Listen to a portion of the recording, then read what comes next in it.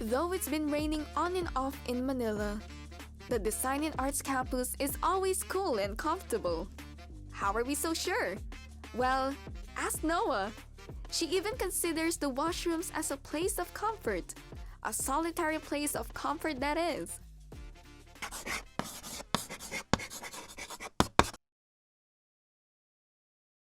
Huwag mo i-kyeme ang bet niya! My name is Noah Escarda and I am 22 years old. I am currently studying multimedia arts and I am batch 119. I remember when COVID first happened, tapos we were all inside. I felt this feeling I've never felt before, na parang, I feel so free. And it's because I realized, oh my gosh, I don't have to put in all the effort that I do on a daily basis para hindi ako matawag na bakla. Back when I was in prep or kinder, I was playing with my girl classmates after class, as children do. And then I got pulled aside, and then I was told that I shouldn't be doing that. Parang, ba't puro babae lang kalaro mo? And that was when I realized na, hindi ba dapat? Is this not normal? So that was the moment that first got me thinking. Obviously, life isn't easy for girls. But at grade 2, I knew that it was difficult living as a guy. So, ever since then talaga, parang I have never really felt like a guy. And then, everyone just said, eh di bakla ka, you're gay. So, I just went along with it. But there was more to bakla for Noah, as she breaks down the different meanings she's recognized throughout her life. It can honestly mean many things. It could be an insult. It's mostly an insult. But it can also be a compliment, which I think is unique to the word bakla. So you could say, ang bakla naman yan. Or you could say, ang bakla! You know what I mean? Pero yun na, as a noun, I feel like bakla just refers to feminine.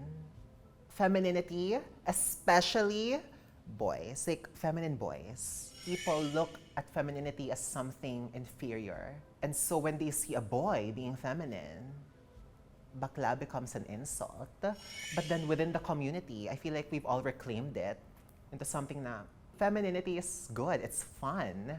And that's why, for us at least, it's a compliment. Ang bakla naman yan, saan galing yan? Yung parang ganon. Magbaklaan tayo. I feel kind of guilty na I enjoy kabaklaan, but at the same time, there are times na I don't want to be associated with it.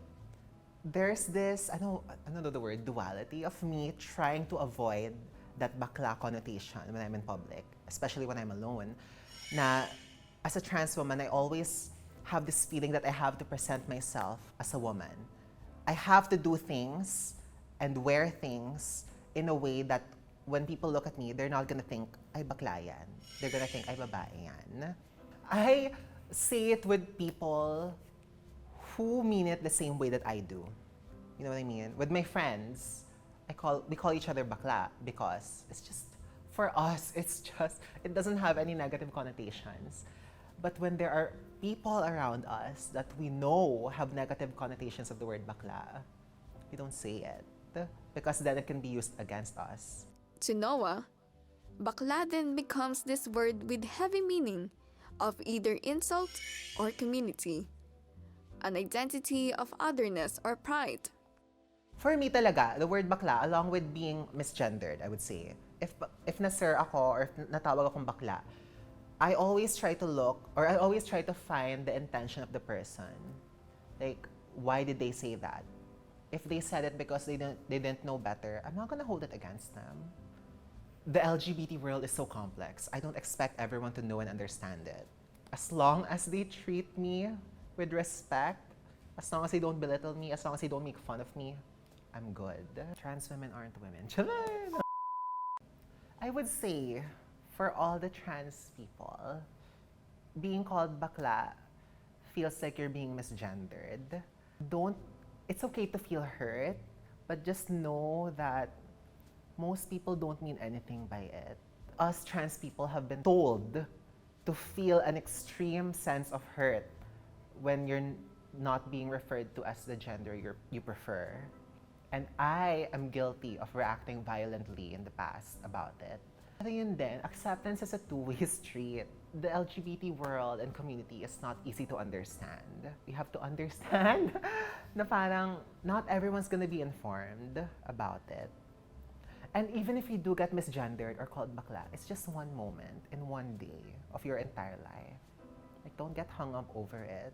That's one person out of the hundreds of friends you have, out of all of the family members you have that love you and will call you bakla affectionately and not as an insult. As funny as her jokes are, her narrative visualizes the reality for many queer individuals. Many LGBTQIA+ Filipinos find themselves rejecting the word bakla, and at times they include complex reasons similar to Noah's. But with 3 different answers, where does this take us?